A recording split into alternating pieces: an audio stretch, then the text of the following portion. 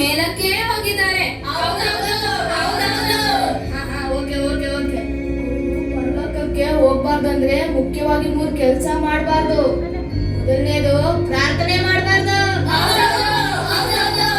ಎರಡನೇದು ವಾಕ್ಯ ಓದಬಾರ್ದು. ಮೂರನೇದು ದೀಕ್ಷಾ ಸ್ನಾನ ತಗೊಳ್ಳೇಬಾರ್ದು. ವೇಳೆ ತಗೊಂಡ್ರು ಅದರಲ್ಲಿ ಸ್ಥಿರವಾಗಿ ನಿಲ್ಲೇಬಾರ್ದು. ಈ ರೀತಿ ಕೆಲಸ ಮಾಡಿಸೋದು ಯಾರು? ನಮ್ದೇ.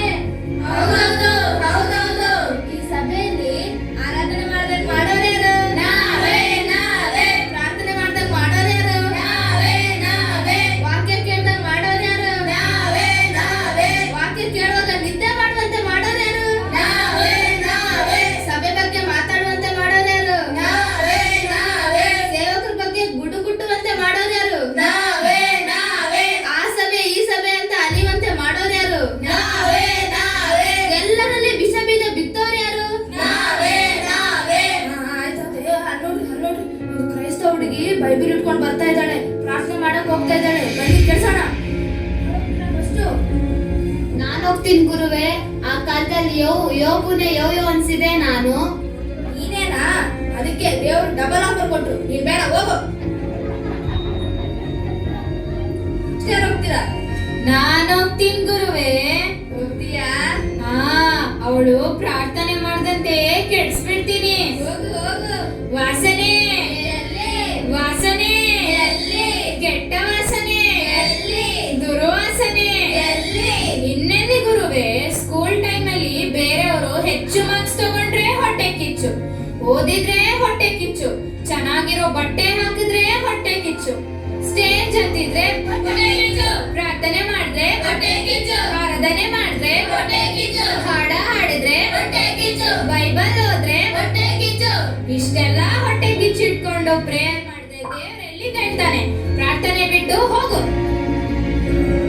ಹೌದು, ನನ್ನಲ್ಲಿ ಹೊಟ್ಟೆ ಕಿಚ್ಚು ಇದೆ. ಆದರೆ ನನ್ನ ದೇವರು ನಾನು ಪ್ರಾರ್ಥನೆ ಮಾಡಿದಾಗ ಅದನ್ನು ತೆಗೆದು ನನ್ನ ಪ್ರಾರ್ಥನೆ ಕೇಳುತ್ತಾರೆ. ನಾನು ಕೆಲಸಕ್ಕೆ ಬಾರದವಳು ಆಗಿರಬಹುದು, ಆದರೆ ನನ್ನ ದೇವರು ಪ್ರಾರ್ಥನೆ ಕೇಳುತ್ತಾರೆ.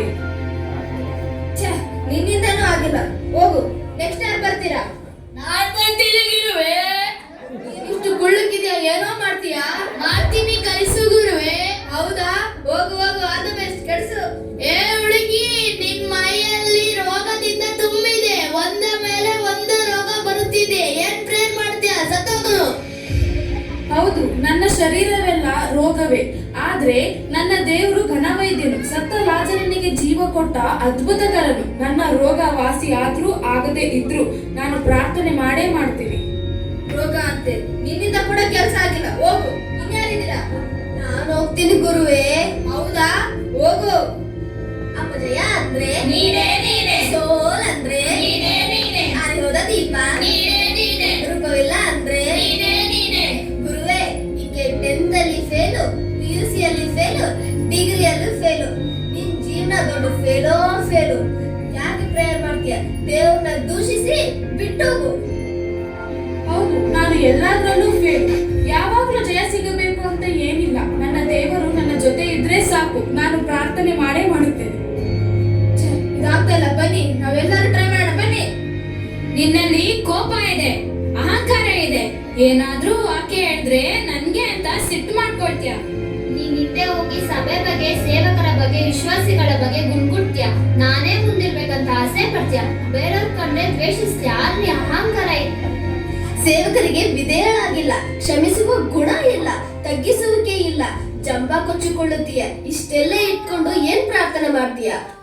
ನೀನು ಪ್ರಾರ್ಥನೆ ಮಾಡುವಾಗ ನಿದ್ದೆ ಹೋಗ್ತೀಯ, ವಾಕ್ಯ ಓದುವಾಗ ನಿದ್ದೆ ಹೋಗ್ತೀಯ, ಸಭೆಯಲ್ಲಿ ವಾಕ್ಯ ಕೇಳುವಾಗ ನಿದ್ದೆ ಹೋಗ್ತೀಯ. ಇಷ್ಟೆಲ್ಲ ಇಟ್ಕೊಂಡು ಏನ್ ಪ್ರಾರ್ಥನೆ ಮಾಡ್ತೀಯ? ನೀನು ಸತ್ತೋಗು. ಇಲ್ಲ, ನನ್ನಿಂದ ಇದೆಲ್ಲ ತಟ್ಟುಕೊಳ್ಳೋದಕ್ಕಾಗುತ್ತಿಲ್ಲ. ಕರ್ತನೆ, ನನ್ನಲ್ಲಿರುವ ಈ ಕೆಟ್ಟ ಗುಣಗಳನ್ನು ನನ್ನ ಹೃದಯದಿಂದ ತೆಗೆದಾಕಪ್ಪ. ಏಸಯ್ಯ, ನನ್ನ ಕಾಪಾಡು.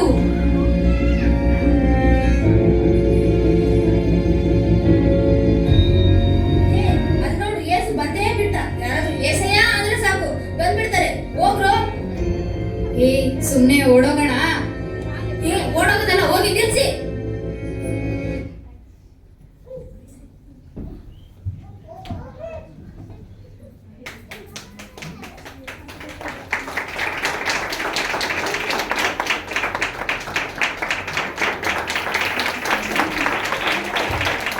ಈ ಸಂದೇಶ ಏನಂದ್ರೆ ಪ್ರತಿಯೊಂದು ಸಭೆಯಲ್ಲಿ ಈ ತರ ಜನ ಇರ್ತಾರೆ, ಆದ್ರೂ ಏನೇ ಇದ್ರೂ ಕೂಡ